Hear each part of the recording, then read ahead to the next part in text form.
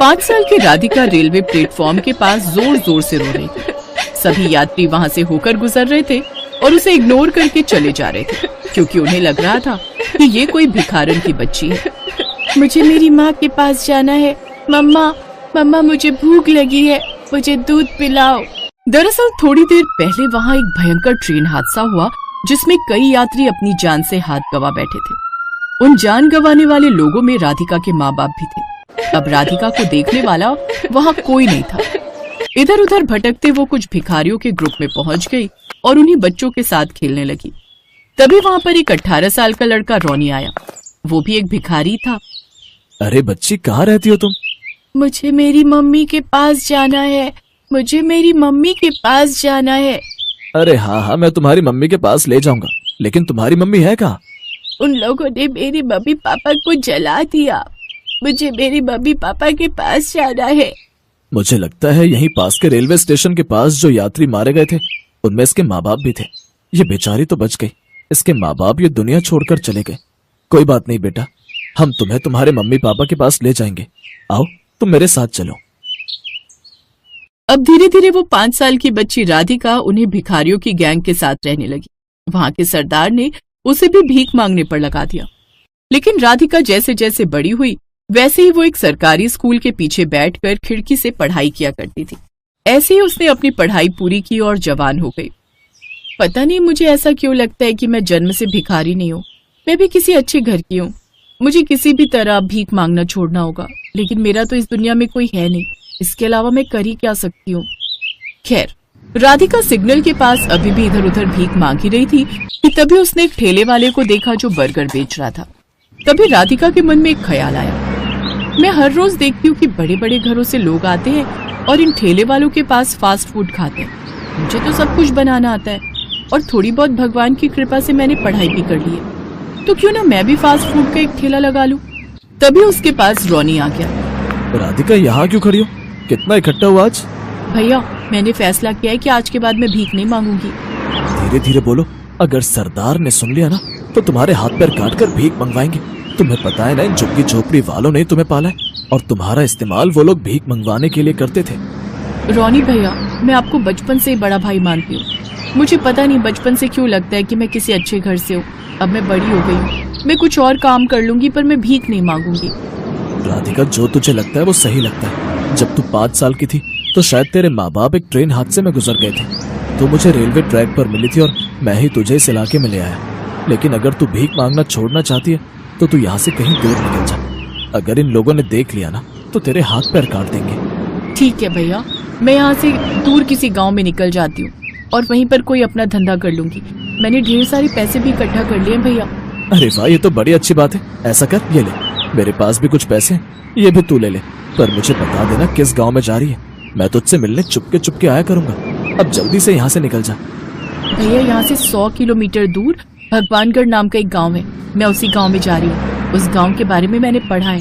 वो गांव बहुत पिछड़ा है। उस गांव में मैं फास्ट फूड का ठेला लगाऊंगी तो मेरा धंधा खूब चलने लगेगा। ठीक है, तू निकल, वरना अगर किसी ने सुन लिया तो तू आजाद नहीं हो पाएगी। राधिका ने तुरंत ट्रेन पकड़ी और वहाँ से भगवानगढ़ गाँव निकल गई। अब राधिका पूरी तरह अकेली हो चुकी थी, लेकिन अंदर से वो बहुत स्ट्रांग थी। मैं अकेली इस गांव में तो आ गई हूँ, पर मैं फास्ट फूड का ठेला लगाऊंगी कहाँ और कैसे? ऐसा करती हूँ, इस गांव में कोई ना कोई प्रधान तो होगा ही, मैं उनसे जाकर परमिशन ले लेती हूँ। राधिका ने गांव के प्रधान का पता लगाया और उनकी हवेली पर पहुंच गई। प्रधान जी, मैं एक अनाथ लड़की हूँ। इससे पहले मैं यहाँ से 100 किलोमीटर दूर एक अनाथ आश्रम में रहती थी, पर अब मैं अपने दम पर कुछ करना चाहती हूँ। मैंने कुछ पैसे इकट्ठा किए हैं और इस गांव में फास्ट फूड का एक ठेला लगाना चाहती हूँ, अगर आप परमिशन दे दे तो। अरे क्यों नहीं बेटा, तुम एक अनाथ लड़की होकर भी खुद के दम पर कुछ करना चाहती हो तो मैं भला परमिशन क्यों नहीं दूंगा। लेकिन हर महीने जो भी कमाई हो उसका 10% हमें देना पड़ेगा। तुम्हारी सुरक्षा की जिम्मेदारी हमारी। राधिका ये सुनकर बहुत खुश हो गई, लेकिन हर चीज इतनी आसान लगती तो है पर होती नहीं। प्रधान के आसपास जो लड़के खड़े थे वो घूर घूर कर राधिका को देख रहे थे और लार टपका रहे थे।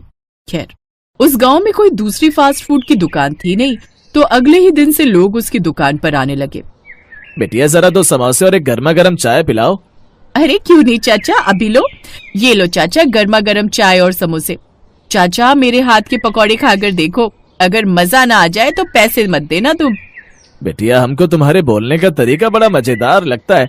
तुम हमेशा ऐसे ही खुश रहना, और तुमने जब बोल ही दिया है तो पकौड़े भी दे ही दो। ये सब हमारे मित्र हैं, इनको भी चाय पकौड़े खिला दो, सबका पैसा मैं दूंगा। राधिका ने सभी को चाय पकौड़े खिलाए। सभी को उसके हाथों का फास्ट फूड बहुत पसंद आया। धीरे धीरे उसकी दुकान चल पड़ी। आसपास के गांव के लोग भी वहां पर आने लगे। फिर एक रात जब वो अपने तंबू में सो रही थी तो प्रधान की वही छिछोरे लड़के उसके पास आए। अरे सुंदरी, तुम्हारे हाथों का स्वाद तो इस गांव को बहुत पसंद है, क्या तुम अपना स्वाद चखाओगी? तुम लोग इतनी रात में यहाँ क्या कर रहे हो? मैं तुम जैसे लड़कों को अच्छी तरह समझती हूँ। मेरे साथ छेड़खानी करने आए हो? अरे वाह दोस्तों, ये लड़की तो जरूरत से ज्यादा ही चालाक है। अब जब तू सब कुछ समझ ही गई है तो चलो तुम्हारा स्वाद चखी लेते हैं। राधिका हिम्मत वाली तो थी, लेकिन 3-4 लड़कों के सामने वो भला क्या कर सकती थी। वो सिर्फ मदद की गुहारी लगा सकती थी, पर वो सब लेकिन प्रधान के लड़के थे, तो कोई भी उनके खिलाफ कुछ बोलने को तैयार नहीं होता था। बचाओ बचाओ, अरे कोई तो बचाओ। तभी अचानक वहां पर लाठी लेकर रोनी आया। उसने प्रधान के आदमियों को खूब मारा और अपनी बहन को बचा लिया। राधिका, मुझे पता था कि तुम अकेले सब कुछ कर लोगी, लेकिन एक लड़की जमाने से नहीं बच सकती, क्योंकि समाज बहुत बुरा है। एक अकेली लड़की को देखकर लोग तुरंत मुंह मारने आ जाते हैं। राधिका चलो मेरे साथ। रोनी उसी वक्त राधिका का हाथ पकड़कर प्रधान की हवेली लेकर चला गया। रोनी ने सारी बात प्रधान को बता दी। तुम जैसे छिछोरे लड़कों की वजह से ही हमारा और हमारे गांव का नाम खराब होता है। एक बेचारी अकेली लड़की को देखकर तुम लोग उस पर टूट पड़े। वैसे बेटा तुम कौन हो? प्रधान जी, मैं इसका भाई हूँ, सगा तो नहीं लेकिन सगे से बढ़कर हूँ, और आज के बाद मैं भी इसके साथ यहीं रहूंगा, इसकी सुरक्षा के लिए। अगले दिन राधिका ने अपना फास्ट फूड का स्टॉल लगाया तो रोनी भी उसके साथ खड़ा हो गया। उसके फास्ट फूड के स्टॉल पर इतनी भीड़ देखकर रोनी को बहुत आश्चर्य हुआ। अगले दिन राधिका ने अपना फास्ट फूड का स्टॉल लगाया तो रोनी भी उसके साथ खड़ा हो गया। उसके फास्ट फूड के स्टॉल पर इतनी भीड़ देखकर रोनी को बहुत आश्चर्य हुआ। राधिका, अभी तुम्हें आए हुए ज्यादा दिन भी नहीं हुए, इतनी जल्दी तुम्हारा फास्ट फूड का काम कैसे चलने लगा? भैया, जिस स्कूल के पीछे मैंने पढ़ाई की है, वहाँ का एक टीचर अक्सर कहता रहता था कि अगर कोई भी काम मजे से किया जाए तो वो जरूर सफल होता है। मैंने वही ट्रिक इस्तेमाल कर ली। बस मुझ में एक कमी थी, और वो ये कि मैं अकेली लड़की थी। पता है, तुम्हारे जाने के बाद भिखारी गैंग को पता चल गया था कि मैंने ही तुम्हें यहाँ से भगा दिया है। इसीलिए उन लोगों ने मुझे मारने की कोशिश की, लेकिन मैं किसी तरह चुपके से तुम्हारे पास आ गया और अब यहीं रहूंगा। तुम्हारे साथ ये फास्ट फूड की दुकान चलाऊंगा और धीरे धीरे पैसे इकट्ठा करके पहले तुम्हारी शादी करूंगा, और फिर अगर हो सके तो तुम मेरी शादी करा देना। तो इस तरह धीरे धीरे उनका फास्ट फूड का ठेला खूब चलने लगा। धीरे धीरे उन्होंने ढाबा खोल लिया और रोनी ने अपनी बहन की शादी गांव में ही रहने वाले एक व्यापारी के लड़के से करा दी। उसके बाद राधिका ने प्रधान जी से बात करके प्रधान जी की बेटी से रोनी की शादी करा दी, और अब सभी लोग खुशी खुशी उस गांव में रहने लगे। एक बहुत ही सुनसान गांव हुआ करता था। चारों तरफ हरियाली थी, लेकिन उस गांव में सिर्फ एक ही घर था, जिस घर में गजोधर, अहिल्याबाई और उसकी एक बेटी ममता रहती थी। उसकी माँ किचन में खाना बना रही थी कि तभी अचानक एक चम्मच उसके हाथ से छूटा और जमीन पर गिर गया। मेरी तो जान ही निकल गई थी, ऐसा लगा जैसे कोई बम गिरा हो। ममता अपने कमरे से निकलकर डरते हुए बाहर गई तो किचन में उसकी माँ खाना बना रही थी। क्या हुआ माँ, आपको कुछ हुआ तो नहीं? तू बार बार डर क्यों जाती है? एक छोटा सा चम्मच ही तो गिरा है, उसी की आवाज आई होगी। माँ, अपना घर इतने ज्यादा सन्नाटे में है कि अगर हल्की सुई तक गिरती है तो उसकी आवाज भी सुनाई देती है। मैं हर बार डर जाती हूँ। तभी अचानक माचिस जलने की आवाज आई। हे राम, ये क्या हुआ? लगता है आग लग गई। वो दोनों डरते हुए बाहर गए तो देखा कि हॉल में उनके पिताजी बैठे थे और उन्होंने सिगरेट जलाई थी। क्या हुआ? पापा, माचिस थोड़ा धीरे जलाया करो। इतनी तेज आवाज आई कि हमें लगा कहीं आग लग गई। तुम दोनों माँ बेटी बहुत डरपोक हो। कहीं कदमों की आवाज सुनकर डर जाती हो तो कहीं सांस लेने की आवाज सुनकर। पापा, इतनी सन्नाटे जगह में घर बनाने की क्या जरूरत थी आपको? अपनी बेटी को अच्छे से तैयार कर दो, क्योंकि कल इसे लड़के वाले देखने आ रहे हैं। ममता अपने पिता के मुंह से ये सुनकर थोड़ा हैरान हो गई।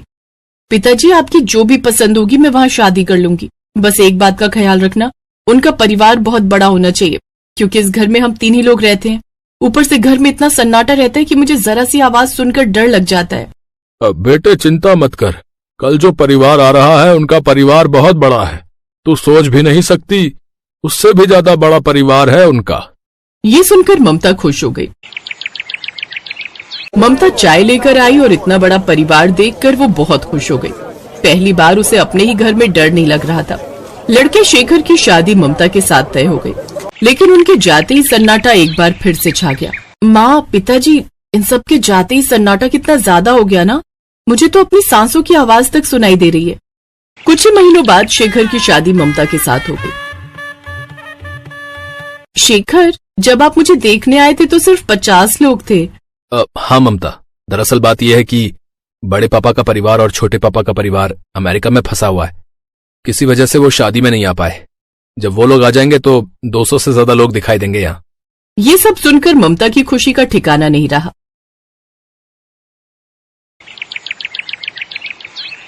अरे बहू, तुझे छोले भटूरे बनाने आते हैं क्या? हाँ सासू माँ, मुझे बहुत अच्छे छोले भटूरे बनाने आते हैं। और आपने तो मेरे मन की बात ही छीन ली। मुझे भी छोले भटूरे बहुत पसंद है। फिर तो बहुत अच्छी बात है बेटा। हमारे घर में सभी लोगों को छोले भटूरे बहुत पसंद है, लेकिन बनाना किसी को भी नहीं आता। हर महीने मुझे बाहर से छोले भटूरे मंगाने पड़ते हैं। जल्दी से हम सबके लिए छोले भटूरे बना दे। अरे कोई बात नहीं सासू माँ, आप परेशान मत होइए, बस छोले भटूरे का इंतजार करिए। जीती रहो बहू, तुम्हें पाकर हमारा पूरा परिवार धन्य हो गया। देख रही हो दीदी, हमारी नई देवरानी साहिबा को लग रहा है कि सासू माँ इसे बहुत प्यार करती हैं, लेकिन शायद इसे नहीं पता कि ये हमारे चक्रव्यूह में फंस गई है। तूने बिल्कुल सही कहा माया। भटूरे बनाते बनाते कुछ ही दिनों में इसकी हालत खराब हो जाएगी, तब पता चलेगा इसे। पूरे परिवार के लिए ममता ने छोले भटूरे बनाए। सबके लिए 2-3 भटूरे भी अगर वो बनाती है तब भी लगभग 1000 तो हो ही जाएंगे। सासू माँ, छोले भटूरे तैयार हैं, आप सब लोग बैठ जाइए, हम लोग अभी लेकर आते हैं। सब लोग खाने की टेबल पर बैठ गए, तभी वहां पर उसकी जेठानी आ गई। देवरानी जी, क्या कहा आपने? हम लोग लेकर आते हैं। आज तेरी पहली रसोई है, इसीलिए सबको खाना तो अकेले ही परोसेगी। ये इस घर का नियम है। हमारे साथ भी ऐसा ही हुआ था। कोई बात नहीं जेठानी जी, मुझे पहली बार इतने सारे लोगों के साथ रहने का और उनकी सेवा करने का मौका मिला है। इससे बड़ी खुशी मेरे लिए क्या हो सकती है। ममता ने खुशी खुशी सभी को खाना परोस दिया। पूरे परिवार को छोले भटूरे बहुत पसंद आए। ममता, तेरे हाथ में तो जादू है। आज के बाद इस घर में छोले भटूरे के अलावा कुछ नहीं बनेगा। बिल्कुल सही कहा तुमने भाग्यवान। बहू साक्षात अन्नपूर्णा है। हमारा परिवार जनसंख्या की दृष्टि से तो बहुत आगे है ही, लेकिन लंबी लंबी फेंकने में भी बहुत आगे है। सासू माँ, ससुर जी, मैं बचपन से ही बहुत छोटे परिवार में रह रही हूँ। यहाँ तक कि हमारे गांव में सिर्फ अकेला ही गांव है। आप लोगों ने देखा ही है। इतने बड़े परिवार की सेवा करके मुझे बहुत अच्छा लग रहा है। पूरे परिवार ने उसकी तारीफों के पुल बांधने शुरू कर दिए, क्योंकि अब उनके परिवार को भटूरे बनाने वाली बहू के रूप में एक नौकरानी मिल चुकी थी। उनका परिवार सुबह शाम ममता से सिर्फ छोले भटूरे ही बनवाते थे, बाकी कोई काम नहीं करने देते थे। अरे ममता बेटा, आज हमारे घर में कुछ रिश्तेदार आ रहे हैं। मैं उन सभी को तेरे हाथ के छोले भटूरे खिलाना चाहती हूँ। कई महीने बीत चुके थे, इसीलिए अब ममता छोले भटूरे बनाने का नाम सुनते ही डर जाती थी, लेकिन काम तो उसे करना ही था। ठीक है सासू माँ, कितने लोगों के लिए बनाने हैं? 400-500 लोगों के लिए बना दे। ये सुनकर ममता घबरा गई। कभी कभी सोचती हूँ इतना बड़ा परिवार आखिर बना कैसे होगा। ये परिवार है या इंसान पैदा करने की मशीन? खैर, ममता रसोई घर में चली गई, सभी के लिए छोले भटूरे बनाने लगी। मुझे ही बड़े परिवार में जाना था, लेकिन इतने बड़े परिवार में भेज दिया तूने भगवान। शाहरुख खान ने सही कहा था कि किसी चीज को दिल से चाहो तो पूरी कायनात उसे तुम्हें मिलाने में लग जाती है। अब जब पूरी कायनात मेरे लिए काम कर रही थी तो इतना बड़ा परिवार तो मिलना ही था। कम से कम 2000 भटूरे बनाते बनाते उसकी सांस फूल गई और वो वहीं बेहोश होकर गिर गई। आपकी पत्नी किसी बहुत बड़े होटल में काम करती है क्या? अरे नहीं नहीं डॉक्टर साहब, मेरी बीवी किसी होटल में काम करेगी? आप तो मुझे जानते हैं ना। दरअसल इसकी पूरी बॉडी के अंदर तेल और मसाले के तत्व चिपक चुके हैं। ऐसा उन्हीं के साथ होता है जो 5 घंटे से भी ज्यादा रसोई घर में बिताते हैं। सही टाइम पर ले आए आप, वरना इनकी तो दिल की धड़कनें तक रुक चुकी थी। डॉक्टर साहब ने उसे कम से कम 15 दिनों के लिए एडमिट कर दिया। छोले भटूरे के लालच में हम लोगों ने बहू के बारे में तो कुछ सोचा ही नहीं। बेचारी मरते मरते बची है। तुम सब उसकी मदद नहीं करती थी क्या रसोई घर में? माँ जी, हम ज्यादा से ज्यादा क्या ही कर सकते हैं, सिर्फ मसाले बनाकर दे सकते हैं। बाकी सारा काम तो उसे ही करना पड़ता था ना। आपने इतनी ज्यादा तारीफ कर दी कि वो बेचारी ना भी नहीं कह पाई। 15 दिन बाद शेखर उसे घर ले आया। आप सब लोग कान खोलकर सुन लीजिए।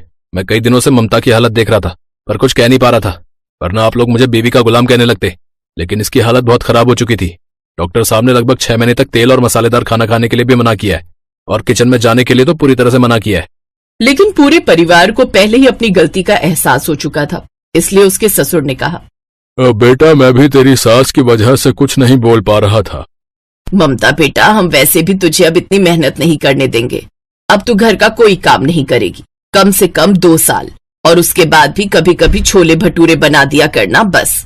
इतना बड़ा परिवार मुझे मिला, अगर आप लोगों की सेवा करते करते मेरी जान भी चली जाती तो भी मुझे किसी बात का दुख नहीं होता। ये तो फेंकने में सासू माँ से भी बड़ी निकली, परिवार का असर तो पड़ेगा ही। तो इस तरह से उस दिन के बाद से उनके पूरे परिवार ने ममता को ज्यादा काम नहीं